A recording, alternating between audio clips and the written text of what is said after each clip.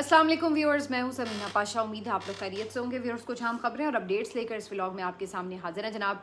आज पीटीआई ने एक बेहतरीन किस्म का फाइट बैक किया है, बाउंस बैक किया है, और उन्होंने एक प्रेस कॉन्फ्रेंस की जिसमें सुहेल आफरीदी भी मौजूद थे, अलीमा खान साहिबा भी मौजूद थी, और इसमें उन्होंने जो रात गए वाक़यात पेश आए उनकी तमाम तर तफसीलात बमा वीडियो सबूत भी सामने रखी। अहम गुफ्तगू थी। आगे का लाहेअमल क्या उन्होंने बताया, क्या ऐलान किया, उस पर भी आपको अपडेट करेंगे। इसके साथ साथ इमरान खान साहब की हाई कोर्ट में केस की समाअत भी थी, और जस्टिस सरफराज डोगर साहब जो कि इस बात पर तुले बैठे हैं कि उन्होंने ये केस सुनना है, उन्होंने इस दफ़ा क्या हुक्मनामा जारी किया है। इमरान खान के वकील को भी आंख का इशू कैसे हो गया, ये भी एक बड़ा अहम सवाल है जो आज सामने खबर आई है। और उसके साथ साथ ये भी देखेंगे कि जो ईमान मजारी और हादी चट्ठा की दरख्वास्तें थी उसके ऊपर भी क्या जो सूरत हाल है वो बनी। तो काफ़ी कुछ है इस व्लॉग में। आपसे रिक्वेस्ट है कि चैनल को सब्सक्राइब कर लें अगर अभी तक सब्सक्राइब नहीं किया। तो पहले बात कर लेते हैं कि सुहेल आफरीदी और अलीमा खान साहिबा की एक मुश्तरका प्रेस कॉन्फ्रेंस, जिसको एक भरपूर प्रेस कॉन्फ्रेंस आप कह सकते हैं, उसका क्या इम्पैक्ट होगा, उसमें उन्होंने क्या बातें की। सुहेल आफरीदी और अलीमा खान साहिबा आज इस्लामाबाद हाई कोर्ट भी पहुंचे। पहले तो इमरान खान साहब के आज मुकदमात की समाअत थी, वहां पर उनकी मुलाकात भी हुई, मुशावरत भी हुई। वहां पर आज महमूद खान अचकज़ई साहब और अल्लामा राजा नासिर अब्बास भी पहुंचे। तो वो जो कहते थे ना सबके सब एक छत के तले बैठ जाएं, मुराद सईद ने भी पिछले दिनों ये आपने देखा, उनकी अपने इंटरव्यू में ये बात कही थी कि इमरान खान साहब की फैमिली हो, पीटीआई की क़यादत हो, सुहेल आफरीदी हों, जो अपोजिशन लीडर्स हैं, पार्लियामेंटेरियंस हैं, वो सब एक छत के नीचे बैठे हैं और एक मुश्तरका स्ट्रैटेजी बनाएं। तो ये बात लगता है कि अब हर कोई कर रहा है। और उसके बाद ये आज हमने होता देखा भी कि महमूद खान अचकज़ई, अल्लामा राजा नासिर अब्बास, अलीमा खान साहिबा, बाकी बहनें, सुहेल आफरीदी हाई कोर्ट में ये समाअत के बाद इकट्ठे हुए। समाअत का अहवाल तो मैं बाद में आपको बताती हूँ, लेकिन वहाँ इन्होंने मिलके मुशावरत भी की, और उसके बाद फिर वहाँ से ये लोग केपी हाउस आए और वहाँ पर आकर उन्होंने एक प्रेस कॉन्फ्रेंस से खिताब करना था, जिसकी अनाउंसमेंट उन्होंने कल रात ही कर दी थी। इस प्रेस कॉन्फ्रेंस में आगाज़ में ही सुहेल आफरीदी साहब ने वो वीडियोस प्ले की जिसमें देखा जा सकता है कि इस्लामाबाद पुलिस के एहलकार अपनी गन्स में बुलेट लोड कर रहे थे, मतलब उसमें बुलेट्स डाल रहे थे गन्स के अंदर। और उसके बाद उन्होंने ये बताया भी कि ये सिर्फ डाली ही नहीं गई थी, ये चलाई भी गई हैं गोलियां। और उसके बाद उन्होंने प्रेस कॉन्फ्रेंस में उन ज़ख्मी कारकुनान को भी बिठाया और उनको सामने ला के दिखाया मीडिया को कि ये वो हमारे कारकुनान हैं जिनको गोलियां मारी गई हैं, और अब ये सीधी गोलियां मारने पर आ चुके हैं। सुहेल आफरीदी ने ये भी कहा कि हम तो अडयाला की तरफ जा रहे थे, कोई ज़रूरत ही नहीं थी रास्ते बंद करने की, और रास्ते हमने तो बंद नहीं किए, हम तो बल्कि कह रहे थे कि रास्ता खोलें ताकि हम आगे जाएं। तो रास्ते इन्होंने बंद किए, और अगर लाखों लोगों को, कल हज़ारों लोगों को तकलीफ़ हुई है तो उसकी वजह यह है कि इस्लामाबाद पुलिस ने, इस्लामाबाद इंतज़ामिया ने, इस हुकूमत ने ये तकलीफ़ उन लोगों को पहुँचाई है। तो सुहेल आफरीदी ने कहा कि हम लोग वहाँ पे फिर भी पुरअमन रहे और गोलियाँ तक चलीं, लेकिन गोलियों का अब क्या असर है, क्योंकि ये कारकुनान अब गोलियाँ खा के भी वहाँ से हटे नहीं थे।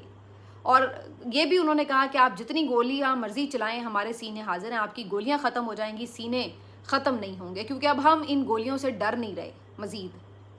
उन्होंने इस बात का ऐलान किया कि अगले मंगल को हम दोबारा आएंगे और पहले से दोबारा सख्ती से आएंगे, आ जाओ फिर जो। मतलब पिछली दफ़ा उन्होंने ये कह के गए थे कि हम आएंगे, ऐलान किया था और कहा था कि हम ज़्यादा भरपूर अंदाज से आएंगे। तो कंपैरेटिवली उससे पिछली दफ़ा से ये जो कल वो लोग आए तो एक बड़ा लश्कर था, एक बड़े तरीके से उन्होंने मज़ामत की। तो उन्होंने कहा कि अगर आप ये समझते हैं कि हम यूज़ ऑफ फोर्स करके भी डरा देंगे और अब हम दोबारा अडयाला का रुख नहीं करेंगे तो ये आपकी भूल है, हम तो फिर आएंगे। फिर आप क्या करेंगे? दोबारा गोलियाँ चलाएंगे? कब तक गोलियाँ चलाएंगे? अलीमा खान साहिबा ने यहाँ पे तस्दीक भी कर दी कि अगले मंगल को अब नहीं आएंगे, क्योंकि अगले मंगल को जो है वो सरकारी छुट्टी है, ईद वगैरह की छुट्टियां शुरू हो जाती हैं, हज की छुट्टी शुरू हो जाती है। तो उन्होंने कहा उससे अगले मंगल जो कि 2 जून की तारीख बनती है, तो उस दिन अब हम आएंगे और उस दिन एक दफ़ा फिर सब इकट्ठे होकर आएंगे और सुहेल आफरीदी भी साथ होंगे। तो अब हुकूमत के पास फिर 2 हफ्तों का बीच में टाइम तो है, लेकिन बात फिर वही है कि रात को जो आप बैरिस्टर गौहर के थ्रू ये मैसेज भेज रहे थे कि हम कर देते हैं, कर देंगे, तो आपके पास अब 2 वीक्स का टाइम है बीच में, आप कर दें अगर आप वाकई अपनी बात में सिंसियर थे। तो सुहेल आफरीदी ने बड़ा राइटली एक बात मेंशन की कि आपके लिए अब गोलियां चलाना आसान है और इमरान खान को अस्पताल मुंतकिल करना मुश्किल है। यानी आप वो आसान काम नहीं कर रहे, या दूसरा आसान काम, भाई पहले भी तो बहनें आती थी, आगे मिल के चली जाती थी, कौन सा कोई मज़ामत का इतना पहाड़ खड़ा करना पड़ता था कि कोई धरना देना पड़ता था या कोई इतनी रोड्स बंद करनी पड़ती थी। ये सब आप खुद कर रहे हैं। एक छोटी सी बात जो कि एक जायज़ बात है, एक जायज़ हक है, बहनों का हक है, भाई का हक है, कैदी का हक है, आप उनकी मुलाकात करने दें, लेकिन नहीं करवाते। और उसके बाद फिर जब कोई रेजिस्टेंस उस पर एक शो करता है, वो तो आएंगे, वो कहते हैं हम तो आएंगे, तो आप कहते हैं कि अब आप सीधी गोलियां मारना शुरू हो जाते हैं। हर छोटी बड़ी बात पे कोई छोटा मोटा प्रोटेस्ट है, आप उसी के ऊपर गोलियां चलाना शुरू हो जाते हैं। तो मजाक ही बन चुका है। सुहेल आफरीदी ने 2-3 अहम पॉइंट्स और भी उठाए। उन्होंने साइफ़र के हवाले से भी बात की कि इमरान खान साहब साइफ़र के ज़रिए जो बात कहते थे कि जी उनकी रजीम चेंज की गई थी और उनकी हुकूमत गिराई गई थी, वो बात तो अब हक साबित हो चुकी है, हर्फ बहर्फ साबित हो चुकी है। जो अल्फाज उन्होंने बताए थे कि उस साइफ़र में थे, वो अब आप खुद जो साइफ़र का टेक्स्ट सामने आया है उसमें आप पढ़ सकते हैं कि वो हूबहू वही अल्फाज थे। तो सुहेल आफरीदी कहते हैं कि आप ये बताएं कि आपने इस रजीम चेंज से हासिल क्या किया। ताजर रो रहा है, सन्नतकार रो रहा है, किसान रो रहा है, सारी मईशत जो है वो पहले से बेड़ा गर्क हो गई है। अपनी ही आवाम के साथ एक आप लड़ाई मुसलसल लड़ रहे हैं, इदारे तबाह हाल हो गए हैं। तो आपने इस रजीम चेंज से आखिर क्या हासिल किया है?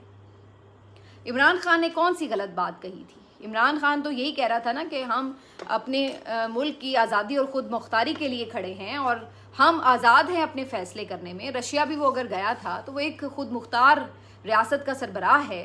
अगर उसने अपनी आवाम के हक़ में कोई फ़ैसला करना है कि उसने कोई सस्ता तेल लेना है, सस्ती गंदम लेनी है, और वो समझता है कि इस मुल्क से उसको मुलाकात करने से फ़ायदा है, वो इसलिए गया है, उसका कोई ज़ाती फ़ायदा तो नहीं था। तो सुहेल आफरीदी कहते हैं कि यहाँ पर आप लोगों ने साजिश की और उसके ख़िलाफ़ रजीम चेंज किया, जो कि अब साबित हो चुका है, ऑफिशियल डॉक्यूमेंट से साबित हो चुका है कि ये ऐसा ही था जो इमरान खान ने बताया। तो सुहेल आफरीदी ने जो वो पुलिस वाला मामला था जिसके ऊपर बड़ी तनकीद भी कुछ लोग कर रहे हैं कि जी सुहेल आफरीदी ने उसके साथ ऐसा क्यों किया, उंगली क्यों दिखाई और उससे गुस्से से बात क्यों की, तो उस पर भी उन्होंने कहा कि मैंने तो उसको यही कहा कि भाई तुम क्या कर रहे हो। एक सूबे का वजीर आला आ रहा है जो कि उस पूरे सूबे की एक तरह से नुमाइंदगी करता है, आप उसके साथ अगर ऐसा सलूक करोगे तो उनके दिल के अंदर क्या बहुत मोहब्बत फूटेगी, जाहिर सी बात है वो इसको डिसलाइक करेंगे, नफरत बढ़ेगी। और आप मुसलसल कर रहे हैं केपीके के साथ, कभी आप उनकी गैस बंद कर रहे हैं, कभी आप गंदम बंद कर देते हैं, कभी वो प्रोटेस्ट के लिए आते हैं आप उनके ऊपर गोलियां चला देते हैं, उनके एनएफसी के पैसे आप नहीं देते, दहशतगर्दी का वो सूबा शिकार है, वहाँ पे आप बार बार ऑपरेशन लॉन्च कर देते हैं, उसमें अलहदा कोलेटरल डैमेज में लोगों की जानें जाती हैं। तो ये सब आप कर रहे हैं केपीके के साथ, तो आप ये कौन सी मोहब्बत के बीज बो रहे हैं? और जब हम इस पे सवाल करते हैं कि ये आप क्या कर रहे हैं, तो फिर आगे से कहा जाता है कि जी आप ये सवाल कैसे कर रहे हैं कि आप मुल्क तोड़ देंगे। भाई हम यही तो कह रहे हैं कि आप क्या मुल्क तोड़ना चाहते हैं या जोड़ना चाहते हैं? अगर आप जोड़ना चाहते हैं तो आपको उसके अवामी नुमाइंदों को इज़्ज़त देनी चाहिए, उनको साथ बिठाना चाहिए, उनको रिस्पेक्ट देनी चाहिए, ना कि आप उनको आके उनकी तौहीन करें, कि उनके पार्लियामेंटेरियंस के ऊपर डंडे बरसाएं, उनकी गिरफ्तारियां करें। तो ये उन्होंने सारी बातें की और कहा कि किस साबिक वज़ीर आज़म के साथ ये हुआ है या उसकी बहनों के साथ ये हुआ है कि उन्हें सड़कों पे घसीटा गया हो, उनके ऊपर वाटर कैनन का इस्तेमाल किया गया हो, उनके ऊपर शेलिंग की गई हो, उनके ऊपर जहरीला पानी फेंका गया हो, उन्हें यूं सड़कों पर सर्दी गर्मी में बिठाया गया हो, धरने देने पे मजबूर किया गया हो। किसके साथ ये हुआ है? तो ये सब क्यों इमरान खान के साथ हुआ है? सिर्फ इसलिए कि वो अपनी आज़ादी और ख़ुद मुख्तारी की बात करता है, अपने मुल्क की आज़ादी और ख़ुद मुख्तारी की बात करता है। तो आज उन्होंने साइफ़र का केस भी भरपूर अंदाज से उठाया, केपीके के भी साथ जो सलूक हो रहा है उसका भी भरपूर अंदाज से दिफा किया और इस बात के अज़्म का इजहार भी किया कि इससे ये लोग पीछे नहीं हटने वाले और ये दोबारा भी आएंगे और उसी तरह आपको मज़ामत नज़र आएगी। इसके साथ साथ अलीमा खान साहिबा ने भी प्रेस कॉन्फ्रेंस से खिताब किया और उन्होंने कहा कि हमारा सर तो पहले से ही फ़ख्र से बुलंद था अपने भाई की जद्दोजहद पर, और अब तो हमारा सर आसमान तक पहुँच गया है फ़ख्र से कि हमारे भाई ने कितनी बड़ी मिसाल कायम की है कि अपनी आज़ादी के लिए इस तरह खड़े होना चाहिए कि किसी चीज़ की परवाह नहीं करनी चाहिए। और आखिरी जो उनकी उज़्मा खान से मुलाकात हुई थी अपनी बहन से, उसमें उन्होंने यही बात की थी, आज़ादी या मौत, ग़ुलामी की ज़िंदगी से बेहतर है कि इंसान मर जाए। तो ये सिर्फ उन्होंने कहने की हद तक नहीं किया है, वो करके भी दिखा रहे हैं। उनके साथ जो भी कंडीशंस की जा रही हैं, जिस तरह के भी उनको हालात में रखा हुआ है, वो किसी डील के लिए तैयार नहीं है। सुहेल आफरीदी ने यह बात कही कि इमरान खान साहब किसी डील से बाहर नहीं आना चाहते। इमरान खान साहब चाहते हैं कि उनको अदालतों से रिहाई मिले और उनके मेरिट के ऊपर केसेस सुने जाएं। डील करना वो अपनी तौहीन समझते हैं। और फिर उनकी इलाज मुआवजे के हवाले से भी इस प्रेस कॉन्फ्रेंस में आवाज़ उठाई कि आखिर ऐसा क्या है। अब तो हमें और तशवीश हो रही कि इतना आप गोलियां चलाने पर आ गए हैं, लेकिन ये नहीं कर रहे कि एक बंदे से उसके मालिज की मुलाकात करा दें। अब तो हमें पक्का यकीन है कि आप कुछ कर रहे हैं, जिसकी वजह से आप चाहते हैं कि वो बात लीक आउट ना हो जाए, इसलिए आप किसी से मिलने नहीं दे रहे उसे। ना उसको बीपी है, ना उसको शुगर है, कहाँ से क्लॉट बन गया उसकी आंख में? क्या आपने कुछ किया है? उसकी आंख की बिनाई चली गई है, उसकी बीवी की आंख का ऑपरेशन हुआ है। ये कोई मजाक की बात है? ना आप उनके लीडर्स को मिलने दे रहे हैं। चलें, उनके ऊपर आप कहते हैं जी वो सियासत करते हैं जाके वहाँ, बहनों की आगे से कज़न्स किसी को भी नहीं आप मिलने देते, और उसके बाद फिर आप बुशरा बीबी साहिबा की बेटियों को नहीं मिलने देते। तो बड़ी भरपूर प्रेस कॉन्फ्रेंस थी, उन्होंने तमाम चीज़ों का अहाता भी किया, फैक्ट्स जो थे अपनी साइड के वो मीडिया के सामने भी रखे, और उसके साथ साथ जो 2 जून का मंगल है उसमें दोबारा आने का ऐलान कर दिया है कि अगर आप ये समझ रहे हैं कि इस तरह की फस्तायत के बाद हम डर के दुबक के बैठ जाएंगे, तो वो नहीं होने लगा। उधर इस्लामाबाद हाई कोर्ट में आज इमरान खान साहब के जो 190 मिलियन पाउंड केस की अपीलों की समाअत थी, जस्टिस सरफराज डोगर साहब ने आखिरी मोहलत दे रखी थी कि जनाब आज तो आपने मरकजी अपील पर दलाइल देने ही देने हैं। लेकिन सलमान सफदर साहब आज मौजूद नहीं थे और बताया गया कि सलमान सफदर साहब की भी आंख का इशू आ गया है और वो अपनी आंख चेकअप करवाने के लिए बैरून मुल्क चले गए हैं।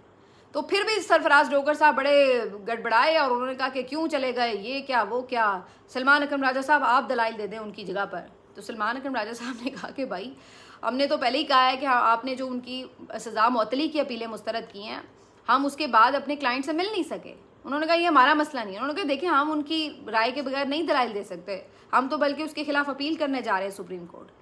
तो उन्होंने कहा कि आप अपील करें जाके। फिर उन्होंने कहा जी हम कैसे अपील करें, हमारे तो वकालतनामे साइन नहीं होने दे। तो आगे से जस्टिस सरफराज डोगर साहब फरमाते हैं वो मेरा मसला नहीं है, जैसे मर्जी करवाएं। खैर बाद में उन्होंने हिदायत तो दे दी हैं, लेकिन आपको पता है उनकी हिदायत का पहले भी क्या होता है, जैसी मरियल सी हिदायत होती हैं वैसा ही उसके ऊपर इम्प्लीमेंट होता है। तो बहरहाल उन्होंने फ़िलहाल उसको मुलतवी कर दिया है। ईद की छुट्टियों के बाद दोबारा केस लगेगा और ईद की छुट्टियों के बाद गर्मियों की छुट्टियां होंगी और फिर गर्मियों की छुट्टियों के बाद सितंबर आ जाएगा, फिर देखेंगे उस वक्त किस चीज़ की छुट्टियां होंगी। तो ये सब जो है वो खेल तमाशा अदालतों में जारी है। आज बेहतरीन बात जो मुस्तफ़ा नवाज़ खोकर साहब ने इस अदालती निज़ाम से मुताल्लिक कही है, उन्होंने कहा कि ये जो अदलिया है ये वजारत क़ानून का एक ज़ेली डिपार्टमेंट बन चुका है। जैसे एक मातहत डिपार्टमेंट होता है ना, इस तरह की ये अदलिया बन चुकी है कि जो उन्हें ऊपर से ऑर्डर आएगा वो उसी तरीके से काम करते जाएंगे। तो ये वाला हाल हो चुका है और ये आप देख रहे हैं, बड़ा ऑब्वियस है, वाज़ेह है। बारह इस्लामाबाद हाई कोर्ट के बाहर जो पीटीआई के आईएलएफ के वकला थे उन्होंने वहाँ पे एहतजाज भी किया, थोड़ी देर बैठे भी। उसके बाद उन्होंने सुप्रीम कोर्ट वहाँ जाके एहतजाज किया, एक छोटा सा मार्च किया। उसके बाद वहाँ पर चीफ जस्टिस ऑफ पाकिस्तान ने सलमान अकरम राजा साहब को मुलाकात के लिए बुला लिया। सलमान अकरम राजा साहब कहते हैं कि चीफ जस्टिस से उनकी मुलाकात अच्छी हुई है, मुस्बत हुई है, और वो कहते हैं कि जी उन्होंने यकीन दहानी कराई है कि इमरान खान साहब के जो मामलात हैं मुकदमात से मुतालिक उनको ईद के बाद वो फिक्स करवाएंगे। क्योंकि सलमान अकरम राजा साहब ने सारी बातें बताई कि जी उनकी मुलाकातें नहीं होती, उनके वकालतनामे दस्तखत नहीं होते, उनकी जो यानी मेडिकल अपील्स हैं उससे ऊपर कोई फ़ैसले नहीं आते, और फिर जो ये साइफ़र केस है, सॉरी 190 मिलियन पाउंड केस है, वहाँ पे जो खेल तमाशा जारी है। तो ये सारी बातें उन्होंने रखी कि उसके ऊपर उसके खिलाफ जो अपीलें करनी होती हैं वो भी सुनी नहीं जाती। तो उस पर चीफ जस्टिस साहब ने यकीन दहानी कराई कि जनाब ईद के बाद आपकी दरख्वास्तें लगवाएंगे। लेकिन याया आफरीदी साहब की यकीन दहानियाँ भी आपको पता है कि किस किस्म की होती हैं। ये तो सारा जस्टिस सिस्टम ही एक मजाक बन चुका है, तो किसी की यकीन दहानी के ऊपर तो कोई आप कर ही नहीं सकते कि किसी तरह भी यकीन करें। ईमान मज़ारी का इवन जो केस था आज हाई कोर्ट में समाअत के लिए, वो भी सुप्रीम कोर्ट ने हिदायत की थी कि जी सुने और फिक्स करें, और कल भी वो फिक्स नहीं हुआ, आज वो फिक्स हुआ ही हुआ। तो पता नहीं, पहले तो लाइट ही गई रही इस्लामाबाद हाई कोर्ट की, अंधेरे पड़े रहे, उसके बाद फिक्स हुआ है तो उसमें भी बस इसी तरह आगे केस मुलतवी करने की दरख्वास्तें, इल्तवा और ये वो, यानी उसके ऊपर भी कोई रिलीफ जो है वो इस जोड़े को भी नहीं मिला है। तो यही एक मुसलसल आपको धमा चौकड़ी नज़र आ रही है इस्लामाबाद हाई कोर्ट की, और जस्टिस सरफराज डोगर साहब एन वो परफॉर्म कर रहे हैं जिस काम के लिए उन्हें यहाँ पर लाया गया था। बिल्कुल वो मेरा ख्याल है कि किसी को मायूस नहीं करे। मेरा ख्याल है कि जैसे आप सोचते थे ना कि भाई ये बंदा जाएगा तो ये उससे आगे निकलेगा। मसलन पहले ज़माने में लोग जस्टिस मुनीर की मिसालें दिया करते थे, फिर काजी आया तो काजी फ़ाइज़ ईसा आया तो उन्होंने कहा कि नहीं, जस्टिस मुनीर जो है वो पीछे रह गया, अब काजी फ़ाइज़ ईसा जो है वो नंबर ले गया है। उसके बाद फिर जस्टिस याया अफरीदी आए, उन्होंने जिस तरह अपने इदारे का कीमा करवाया वो आपने देखा। उसके बाद अब लगता है जस्टिस सरफराज डोगर जो है वो इनसे भी आगे जो है रिकॉर्ड बनाना चाहते हैं। तो मतलब एक से बढ़कर एक हीरा जो है वो इस निज़ाम को मिला है और इस निज़ाम को दस्तयाब है और तराशा जा रहा है उस हीरे को इस निज़ाम के अंदर। तो ये जो है वो दिन भर की पेशरफ थी। बल्कि मैं हीरों की बात आई तो मुझे खुर्रम शहजाद नामी भी कोई ओहदेदार है, पता नहीं कोई मावन है या कौन है, पता नहीं कहाँ कहाँ से तोहफे ला के इन्होंने भर्ती किए हुए हैं। तो वो साहब मुशीर ख़ज़ाना है, शायद अभी मुझे याद, मुशीर ख़ज़ाना है। तो वो साहब कल एक टीवी शो में लतीफ़ा सुना रहे थे और कहने लगे कि जनाब पेट्रोल महंगा होने से तो हम जैसी जो एलीट क्लास है जिसने गाड़ियाँ रखी हुई हैं वो मुतासर हुई है। ये जो आम गरीब गुरबा कीड़े मकोड़े फिर रहे हैं, यानी उन्होंने कीड़े मकोड़े नहीं कहा, मतलब मैं उसकी तशरीह कर रही हूँ कि इनको क्या फ़र्क पड़ा है। इन्होंने मोटरसाइकिल में इतना सा पेट्रोल डलवाना होता है तो उनकी बजट पे क्या कोई बोझ आ गया है। ये तो हम जो लोग जो एलीट क्लास हैं, एलीट क्लास है, अमीर उमरा हैं, अलग एक स्टेटस वाले लोग हैं, हमारे पास तो लग्जरी गाड़ियां हैं, तो हमारी जो जेब है उसके ऊपर बोझ आया है, हम बेचारे मजलूम बने हैं, इनको क्या फ़र्क पड़ा है। मतलब है कि चुन चुन के ना एक जाहिल, चुन चुन के एक गधा जो है ना वो इस हुकूमत ने अपने साथ इर्द गिर्द फिट किया है। इनकी बातें आप ज़रा सुने। कोई मौसूफ आके ये हमें बता रहे होते हैं कि जनाब शुक्र करें 50 रुपये बढ़ाया है, 100 भी बढ़ा लेते तो आप क्या करते। कोई जो है वो आके हमें ये कहानी सुना रहे हैं, वो उस दिन हुसैफा रहमान साहब ने भी कोई इसी तरह की अजीबोगरीब किस्म की बात की थी और अब ये साहब फरमा रहे हैं कि जनाब क्या फ़र्क पड़ा है मोटरसाइकिल वालों को, मसला तो गाड़ी वालों का है कि जी उनको पेट्रोल ज़्यादा महंगा लगता है। तो ये इस निज़ाम की हालत है जहाँ पर इस किस्म के मस्खरे जो हैं वो हुकूमती ओहदों पर बैठे हैं आके, जिनको चलें आप ना अहल तो हैं, ना लायक तो हैं, बेहिस तो हैं, मान लिया, वो तो आप जो कचूमर कर रहे हैं मईशत का वो तो नज़र आ रहा है सबको, जो गरीब की आप हालत कर रहे हैं वो तो सबको पता चल रहा है। लेकिन ये इस कदर डफर भी हैं कि ये उसके बाद आके टीवी के ऊपर बाकायदा इस बात का इतराफ़ भी करते हैं, इजहार भी करते हैं कि हम हैं इस तरह के, और ये आके लोगों की तकलीफ़ का मजाक उड़ाते हैं। ये टीवी पर बैठकर उनके ज़ख्मों को बाकायदा नोचते हैं, उनके ऊपर नमक छिड़कते हैं। ये इस बात के लिए आपको मजाक उड़ाते दिखाई देते हैं कि जनाब कौन, अभी कल मैं देख रही थी राना सनाउल्लाह साहब बैठे हुए टीवी प्रोग्राम में, मुस्तफ़ा नवाज़ खोकर साहब बात कर रहे थे कि गरीब आदमी से फ़ीसें नहीं दी जा रही, तो राना सनाउल्लाह साहब आगे से फिर बड़े तंज़िया अंदाज में बोल रहे हैं कि जी सब भर रहे हैं फ़ीसें, आपसे नहीं भरी जा रही होंगी। और उसके ऊपर जो एंकर मोहतरम बैठे हुए थे तलत हुसैन साहब, वो भी बड़ा कहकहा लगा के मजाक उड़ा रहे हैं कि जैसे ये कोई मजाक हो रहा है कि गरीब आदमी से अगर फ़ीसें नहीं दी जा रही, उससे पेट्रोल नहीं डलवाया जा रहा, वो दवाई नहीं ले पा रहा, उससे रोटी पूरी नहीं हो रही, उससे बिजली के बिल नहीं दिए जा रहे, तो ये इन लोगों के लिए सब कुछ एक मजाक है। ये कहते हैं सब कुछ सारे कर रहे हैं, ये ऐसे ही जो अपोजिशन के लोग हैं ये रो रहे हैं। तो वो कहते हैं ठीक है नहीं हाँ देते टैक्स, तो अब हम क्या करें, हमने तो इनसे निकलवाना है। तो ये नमूने जो हैं ये लाके इस हुकूमत में मुसल्लत किए गए हैं। अब इस पे आवाम को मैं नहीं कहूँगी कि भाई आपने ये क्या लोग इलेक्ट किए, क्योंकि अगर ये इलेक्टेड लोग होते तो फिर तो हम कहते हैं कि चले भाई अवाम आपने खुद चूज़ किए हैं, आप भुगतें। अवाम बेचारी क्या करे, उसके ऊपर तो ला के बिठाए गए हैं, आपको पता है सारी कहानी। तो ये जो है अवाम की तौहीन और उसके जो उसको जो तकलीफ़ है उसके साथ मजाक किया जाता है। चलते हैं आपसे अगले वीलॉग में, अपना ख्याल रखिए, अल्लाह हाफिज़।